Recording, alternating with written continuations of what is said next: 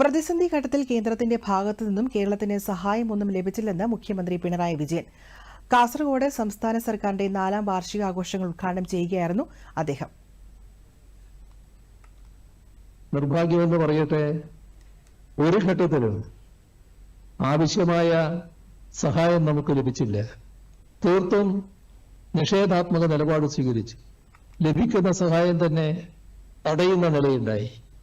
മറ്റുള്ളവർ നൽകുന്നത് പോലും തങ്ങളുടെ അധികാരം ഉപയോഗിച്ച് തടയുന്ന നിലയുണ്ടായി.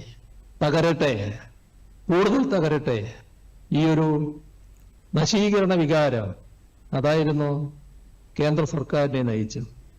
ഇവിടെ പറഞ്ഞു, ഏറ്റവും ഒടുവിലുള്ള മുണ്ടക്കൈ ചുവടുമല ദുരന്തത്തിന്റെ കാര്യമടക്കം. നൂറ്റാണ്ടിലെ മഹാപ്രളയം നമ്മുടെ ഈ പ്രദേശമൊക്കെ ഒഴികെ കേരളത്തിന്റെ മറ്റെല്ലാ ഭാഗങ്ങളും തകർത്തെറിഞ്ഞ തൊഴിൽ ദുരന്തമായിരുന്നു. ലോകമാകെ എങ്ങനെയാണ് സംസ്ഥാനങ്ങളുടെ പ്രതിസന്ധികൾ ഉണ്ടാകുമ്പോൾ ചേർത്ത് നിർത്തേണ്ട സമീപനം കേന്ദ്രം ഒരു ഘട്ടത്തിലും സ്വീകരിച്ചില്ല. വയനാട് ദുരന്തത്തിലും നിഷേധാത്മക നിലപാടാണ് കേന്ദ്രം സ്വീകരിച്ചത്. ലഭിക്കുന്ന സഹായം തന്നെ തടയുന്ന നിലയുണ്ടായതായി മുഖ്യമന്ത്രി കുറ്റപ്പെടുത്തി. നേരത്തെ സമ്മേളന നഗരിയിലെ പ്രദർശനവും മുഖ്യമന്ത്രി ഉദ്ഘാടനം ചെയ്തു. മെയ് 30 വരെ വിപുലമായ പരിപാടികളോടെയാണ് വാർഷികാഘോഷ പരിപാടികൾ സംഘടിപ്പിക്കുന്നത്.